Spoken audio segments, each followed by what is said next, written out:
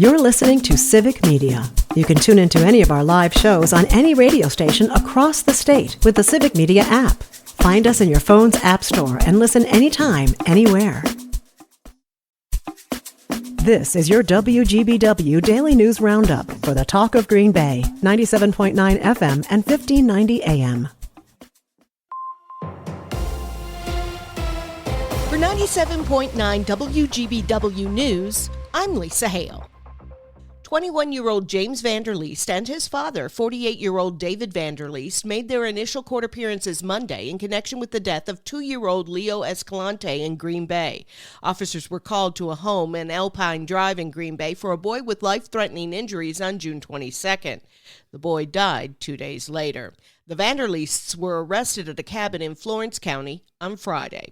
James Vanderleest is the ex-boyfriend of the child's mother. He has multiple open criminal cases, including 3 with domestic abuse enhancers. The recommended charge against James Vanderleest in this case is first-degree reckless homicide. The recommended charge against David Vanderleest is harboring or aiding a felon. However, prosecutors say more charges may be coming. A $2 million cash bond is set for James, and David is being held on a $100,000 cash bond. Fair Share America is traveling the country in the Stop the Billionaire Giveaway bus tour, rallying against the budget bill running through the U.S. Congress right now. The tour stopped in Oshkosh Monday. Kristen Crowell is the executive director of Fair Share America, and she called out Senator Ron Johnson for wanting to cut Medicaid and SNAP benefits. In the last several hours, Senator Johnson has offered an amendment that would cut Medicaid even deeper by $330 billion more dollars. Shame on shame. That brings the total people that are facing losing health care in this country up to 20 million American people. The bus tour is continuing through July 14th as it heads towards the West Coast. In addition to the Oshkosh stop, the tour also stopped in Racine on Monday. Today, it visits La Crosse. Green Bay is seeking input from residents as it develops a 5-year strategy to create affordable housing opportunities using federal funds. A public hearing will be held Thursday at 5:30 at City Hall. The city is planning how to spend millions in federal community development block grants and home investment partnership funds. This comes as the city faces a shortage of affordable rental units for lower-income residents. The public hearing will provide residents an opportunity to weigh in on what housing needs are most important to them. Safe, sane, sober. 3 words to keep in mind when using fireworks at home. Most fire departments will recommend leaving the fireworks to the professionals, but with Independence Day celebrations, there are bound to be some people using fireworks at home. Green Bay Metro Fire Captain Nick Craig said fireworks cause thousands of children to end up in the emergency room every year. The biggest thing is the amount of injuries. We're looking at over 10,000 injuries caused by consumer fireworks every year. And the ones that are legal for consumers to buy are actually causing the majority of those injuries. Sparklers are prime examples of that. They burn at over 1,200 degrees. That's super hot. Obviously, the end of the metal rod on the sparkler is red hot when it's done burning. Sparklers account for 29% of fireworks injuries for children under the age of 5. For fireworks safety tips, see the story on our website.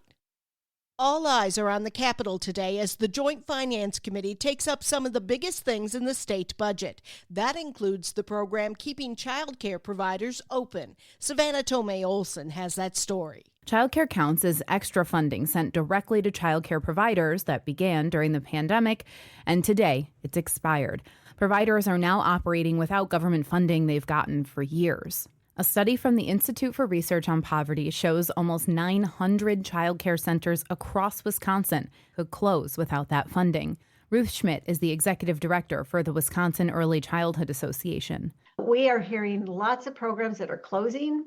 We are hearing programs that have already been sharing with families that they're going to be increasing their rates by up to 25% a month. Speaker Robin Voss has said he does not support giving child care providers funding.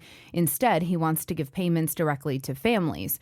Meanwhile, Governor Tony Evers has said child care counts is a deal breaker. He said he won't sign a budget without it. Now, after negotiations have gone on this long, Schmidt is hoping child care funding is in the budget in some form.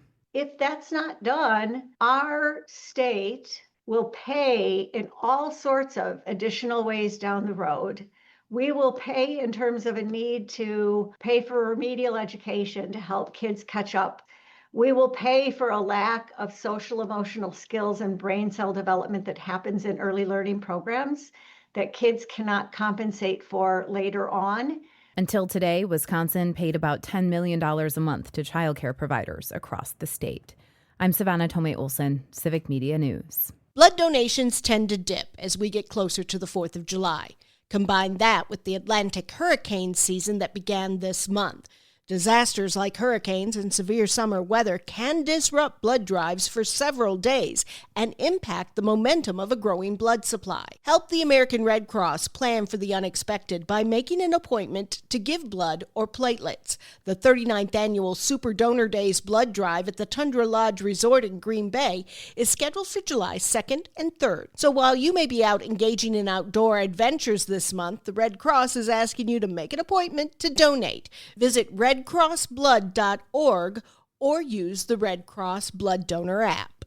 The Wisconsin Supreme Court has ruled that UW Health is not legally required to collectively bargain with its nurses union in a unanimous decision last week. The court's ruling was based on Act 10, the 2011 law passed by former Republican Governor Scott Walker that essentially ended collective bargaining for public employees like nurses and teachers in the state.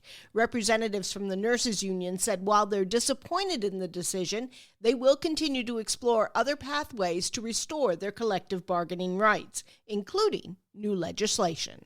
I'm Lisa Hale, 97.9 WGBW News. For news anytime, log on to WGBW.FM. The Bucks are losing Lopez. Hi, I'm Mike Clemens with sports. NBA free agency. After 7 seasons, including 1 NBA championship, Brook Lopez is leaving the Milwaukee Bucks. The 37-year-old center has agreed to a 2-year contract with the Los Angeles Clippers worth $18 million. While with the Bucks, Lopez improved his three-point shooting and leads with the most block shots in franchise history, second only to Giannis Antetokounmpo. 3 other players returning to the Bucks: shooting guard Gary Trent Jr. agreeing to a 2-year deal worth $7.5 million, which doubles what he made last season in Milwaukee. Guard Kevin Porter Jr. agreeing to a 2-year deal worth $10.5 million, and forward Taurean Prince also signing a 2-year deal with the Bucks worth $7.1 million.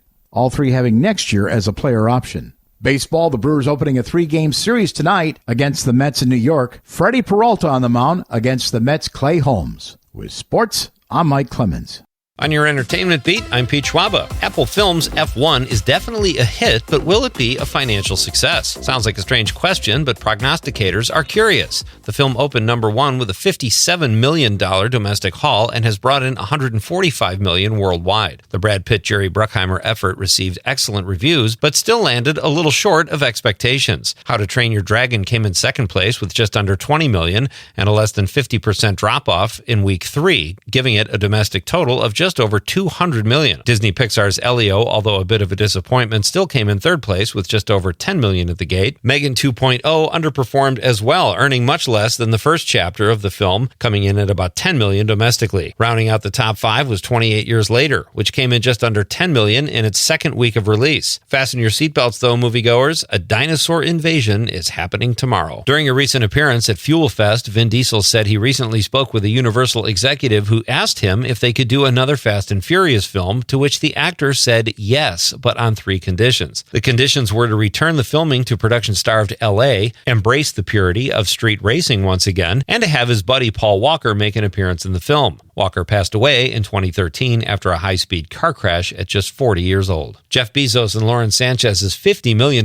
wedding was the talk of the weekend, but the talk wasn't all good. Charlize Theron spoke during her 5th annual African Outreach Project in LA and said to the crowd, "I think we might be the only people not invited to the most talked about wedding," at which point the Mad Max Fury Road star said that's okay because they suck and we're cool. Two very different events, but a lot less collagen and steroids at Theron's event. It appears that Tom Cruise has saved his best stunts for last, or at least the last installment of what is supposed to be the Mission Impossible series finale, The Final Reckoning. Even though he broke his foot while shooting Mission Impossible Fallout, according to the Risky Business star, holding onto the wings of an airplane and flying around and dodging missiles underwater weren't even the most harrowing stunts from The Final Reckoning. The most punishment Cruise put his body through during filming was the burning parachute scene. If you haven't seen the film, yes, Cruise fell 6,000 feet with a parachute that was on fire and actually did the stunt for real, as usual. Cruise says every time he hit the ground, it was like a crash landing. Stunt coordinator Wade Eastwood says Cruise was so obsessed with getting the shot right, he actually hid the last burning parachute so they could not do the stunt again because he was worried about the actor's well-being,